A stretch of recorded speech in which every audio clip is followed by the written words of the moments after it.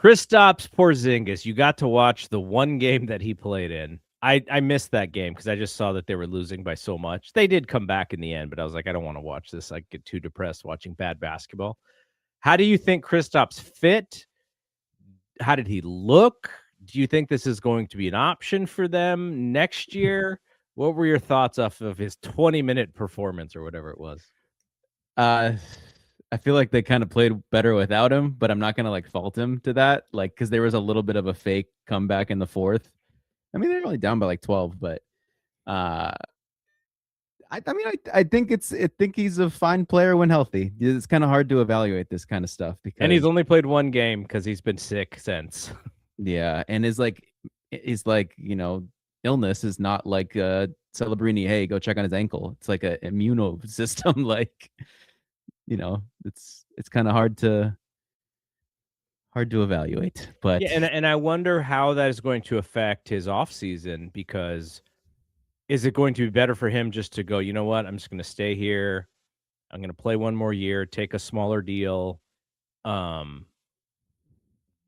Because his future is so up in the air and dependent on health. And like the health thing is just on top of already the injuries that he had to deal with as the original unicorn.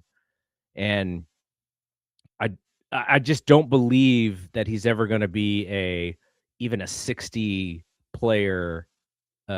game player per season ever. Yeah, again. like we're not going to be able to get like a random fully healthy Otto Porter Jr. season, and then everything before that and everything after that is so like injury riddled, but we got him for that 1 year. It's probably not going to happen with Kristaps, just given the situation and given his health status. And yeah, but you got to think though, because I don't know how else you would think. Jimmy comes back next year. You still have Draymond, you still have Steph. You bring back Porziņģis, and I guess you hope one of these younger players kind of uses the end of this season to come into their own, whether it's... I mean, it's looking like both Pods and Moody are, doing that right now. It's kind of... I've been impressed watching Moody because, as we've said, sometimes we were like, wow, he plays really good. And then we were like, okay, but he's playing with Steph. What does he look like when he plays without Steph? And it wasn't as good. But now he's played all these games without Steph, and he looks good. He does the Moody stuff. As long as he stays within himself and doesn't try to do too many things. Like sometimes all of a sudden he'll pump fake and he'll come down the baseline, and I'm like, is this dude going to try to yam on somebody? And no, he kind of gets stuck and has to make the pass out. But I've liked what he's done. D'Anthony Melton has been really good.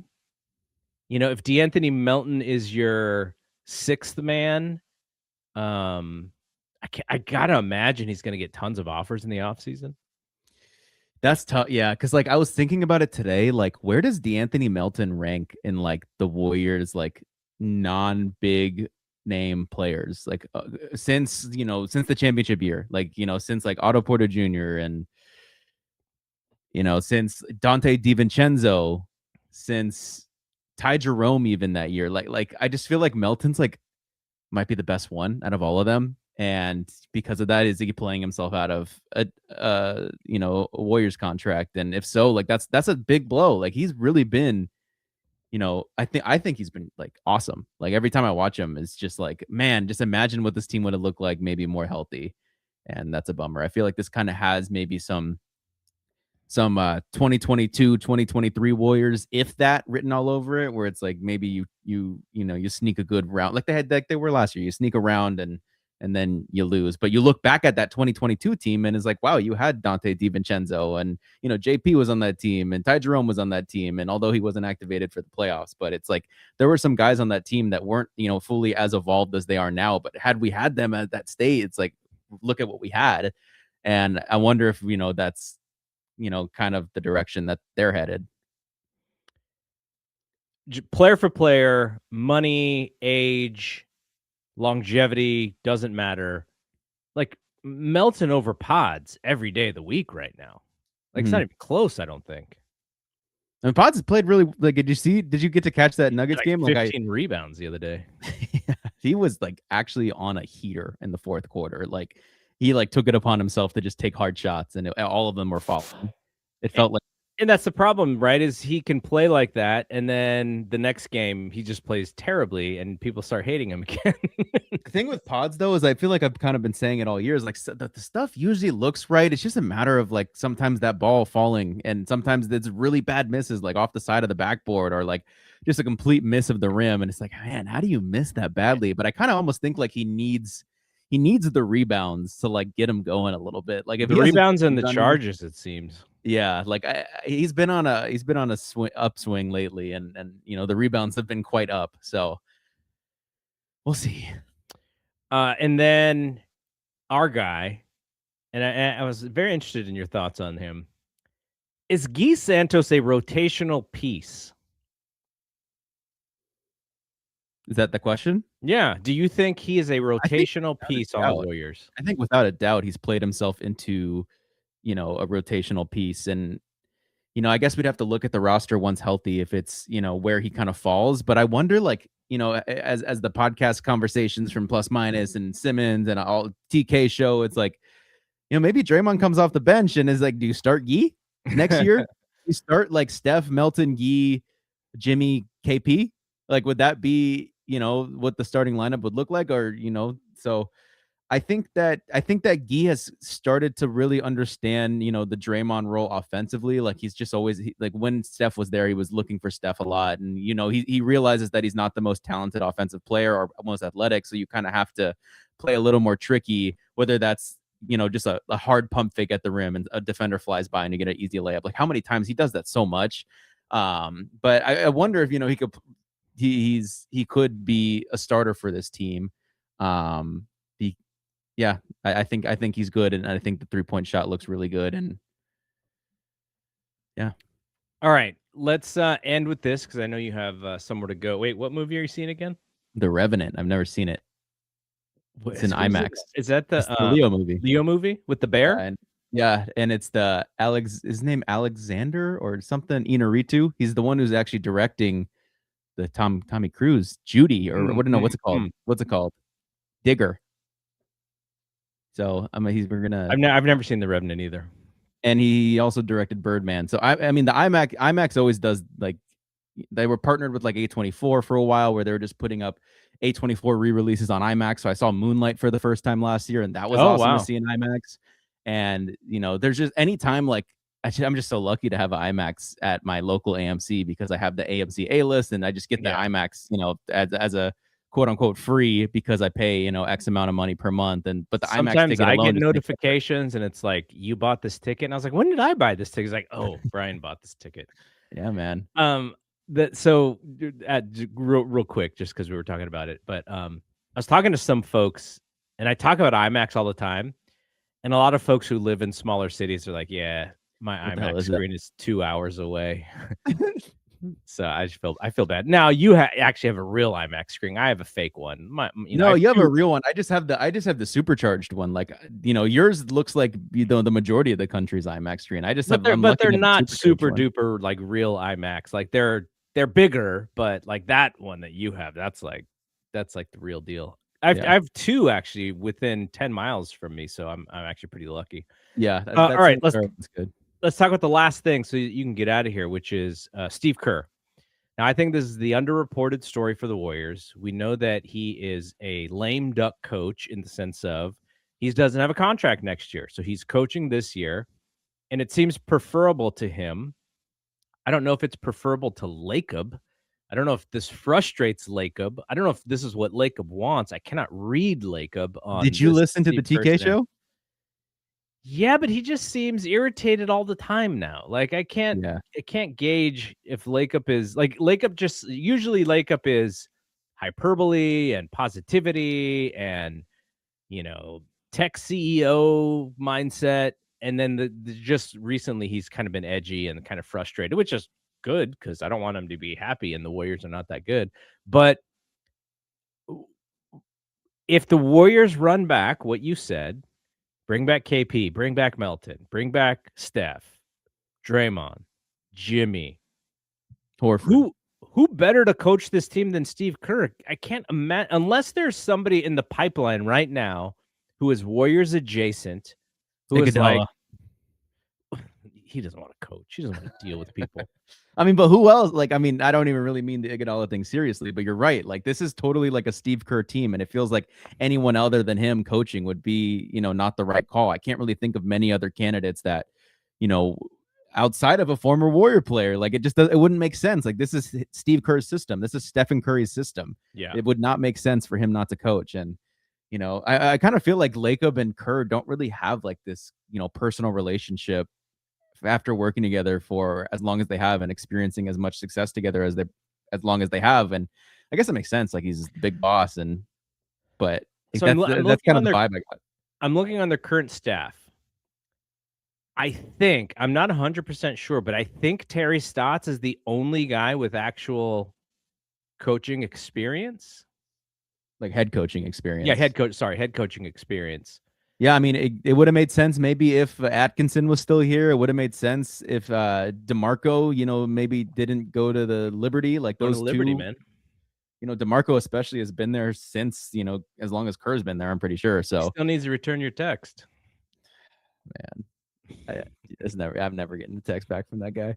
But no, there's no one else who I can, Jerry Stackhouse? No, I mean, are they grooming Stackhouse to become a head coach? I mean, I feel like he'll be a head coach maybe someday. And I just feel like the Kerr handoff for Warriors coaches is going to go internally. And I think it's supposed to, like, I think it's like, it's going to be when the Steph stuff is over, and the Steph, it would just feel wrong if it isn't. And then they go seek externally. I feel like that's not the Warriors way. They've been doing this internal stuff, especially looking at the Dunleavy hire, how that was an internal hire. And it seems like and I think that's good. And I think that has, I think as well as they've done stuff on the basketball court, I think it's smarter to kind of have internal hires rather than go externally and just like, this is the way we do things, and you go up the ladder. And I mean, it would just go back to what you were saying with Atkinson. I mean, Mike Brown, do you hope that he gets fired by the Knicks? I don't think that's going to happen. He has like a little Robert Saleh like type of reunion, and then he gets hired again. I mean, I'm trying to think of other, like Luke Walton's name is not out there anymore as far as a legitimate guy.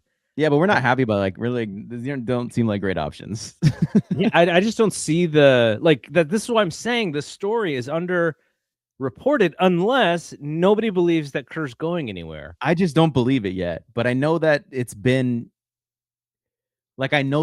talked about more and more, and you can kind of see that. I think Simmons talked about it, right? Like, Simmons he talked says about he's his not show. coming back. Yeah, and then TK's talked about it late on the what is his show called with the LA guy? The North Meets South or something? North and South, yeah. North and South. Yeah, he talked about it too, and the Simmons comment caused TK to drop like 3 F-bombs in like a sentence. He did say he did say that. I just don't buy it. I don't buy it. It wouldn't make sense. And it scares me is what it does, yeah. because it doesn't seem like the Warriors necessarily have a plan. Now, maybe Lacob's plan is we're just going to go hire like the biggest name possible of whoever is out there. But I don't know who's out there. So so we'll see. In terms of like importance to like the Steph Curry era, if you use like Dunleavy, Clay, Dre, Steph, Kerr, like you could say Steph's by far the most important, but Kerr's like second, right? Like you'd probably say like Kerr's the second most important of this, dynasty. Kerr or Clay or Draymond. Like, I'd probably say Kerr as well, just because he's the consistent architect. Dre has been very valuable. Totally. Like Clay left, and they're still competitive. So, but the 3 of them, they have the 4 of them, I guess you should say, have the titles together. So there is something to the idea of the unit and the consistency and the understanding of each other. But it's got to be hard. And we forget all the back injuries that Steve went through over the years. Remember, he was always gone, and all of a sudden, you have other people coaching, and it's like, oh, is Steve Kerr going to get back? So, I guess the last thing about this coaching thing is, could Joe Lacob, by not securing Steve Kerr, Could that change the relationship with Curry? I think that's really what everyone's biggest fear is that are they a pair? And if one is not handled correctly, does that affect the other one? I guess that's kind of my biggest fear here. But that, one's like bulletproof. Like, I feel like Steph isn't going to have to worry about, half the stuff that maybe Steve is worrying about. Yeah, but what if Steph is not happy? Yeah. That's the worry. So, anyways, I'm sure that'll be a discussion that we have more closer to the end of the season, but it looks like the Warriors are just going to sit in the 8th seed no matter what, and probably play the Clippers in the first play-in. Is that what it's looking like? Jeez, they're kryptonite. I know, but no Harden, mm-hmm. So it's a little bit of a different team, and who knows with Kawhi. But yeah, so Kawhi's like giving up, and his team's like playing hard. I mean, I don't blame him. They had traded 2 high-level starters. I guess it would technically be. It technically would be Warriors Suns. Is that I always forget how they do the play-in. Well, it's 9-10 versus 7-8, and then loser of 7-8 and winner of 9-10 play. Yeah, so Warriors Suns would be first round. Or the first play-in, I guess, technically. But the Lakers are not that far out. I thought the Lakers were so much more ahead.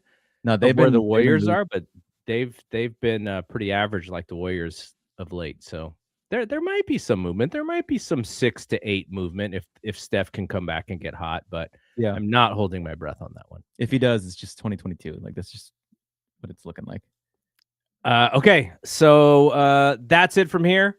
We'll be back next week. Like I said, we'll talk some Unrivaled. We'll be able to see. Hopefully, Steph is on his way back by the time we record again. And more stuff with the WNBA and their labor negotiations. So, all right.